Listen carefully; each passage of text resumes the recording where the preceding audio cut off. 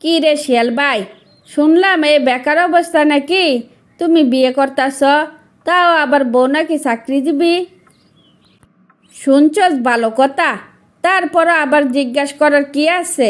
কি, আমি যদি বেকার অবস্থায় বিয়ে করি তাইলে তোর কি কোনো অসুবিধা আছে? কি আজব কথা রে, তোমার বউ তোমারে পালবো, এতে আমার অসুবিধার কি আছে তা তো বুঝলাম না। প্রতিবেশী হিসাবে তোমার খোঁজখবর লওয়াতে কি কোনো ক্ষতি হয়েছে? না রে ভাই, কোনো ক্ষতি হয় নাই, কিন্তু তোর মতো অনেকে আমার এক প্রশ্ন করে তো, তাই আমার বিরক্ত লাগে। শিয়াল ভাই, তোমার বউ যদি বেকার যান না তোমারে বিয়ে করতে পারে, তাইলে অন্যদের এত সমস্যা হইব কেন? আমার মতে বউ চাকরি করুক আর নাই করুক, তোমার কিন্তু কিছু একটা করা দরকার। লেখাপড়া তো আর কম করি নাই, চাকরি না পাইলে আর কি করার আছে বলতো? চেষ্টা তো আর কম করতাছি না। চেষ্টা করতে থাকো, দেখবা কপাল ভালো হইলে কোনো না কোনো ব্যবস্থা হইতেও পারে। আমার কথা কিছু মনে করো না।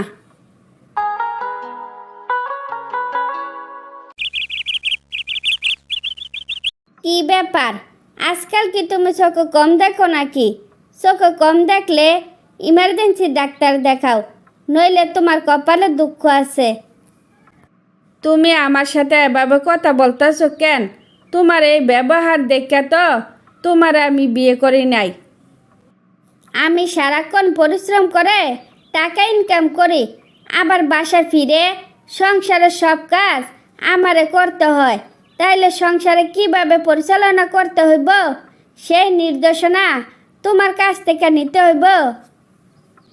বউ, তুমি তো ভালো করে জানো আমি সাংসারিক কাজ টাজ তেমন জানি না, তাইলে আমি কাজ করব কেমনে? তুমি কি বিমান বানাইবা নাকি হেলিকপ্টার বানাইবা যে তোমার কাজ জানতে হইব?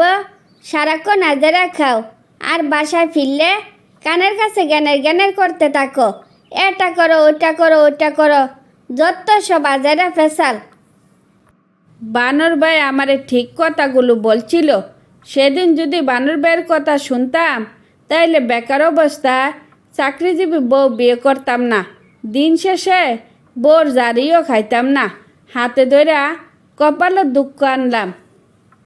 বানর ভাই তোমারে বেকার অবস্থা বিয়ে করতে না করছিল তা ঠিক আছে, তাই বলে কি তোমারে বইলা দিছিল সংসারে কোনো কাজ করবি না, ঘরের বাইরে বউরে খাটাইবি, সে কথা কি কইছিল? না তো, বানর ভাই সেই কথা তো বলে নাই। আমি কাজ করে কোনোদিনও অভ্যস্ত না তো, তাই কাজ করতে আমার মন চায় না, কাজ দেখলে আমার বিরক্ত লাগে। থাকো তোমার বিরক্ত নিয়া, আজকে রান্না বান্নাও করবো না, বাসায় আজকে খাবারও খাবো না, যাও পানি খাইয়া ঘুমাইয়া পড়ো, আমার আবার সকালে অফিসে যাইতে হইব। দরকার হইলে মাটি কাটার কাজ করব, নইলে রিক্সা চালাবো, তারপরেও আর বেকার থাকবো না। তোমার সাথে এই প্রমিস করলাম।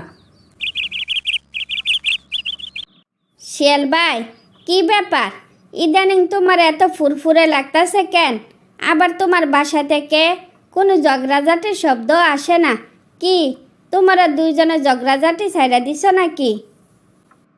আমার চাকরি হয়েছে তো, তাই আমি বুঝতে পারছি আমার বউ ঘরে বাহিরে কত পরিশ্রম করতো, তাই ইদানিং আমি অফিস করার পর আমার বউরে ঘরের কাজে সাহায্য করি তো, তাই এখন আর ঝগড়াঝাটি হয় না, দুইজনে খুব ভালো আছি। শিয়াল ভাই, তোমার কথা শুনে খুব খুশি হইলাম।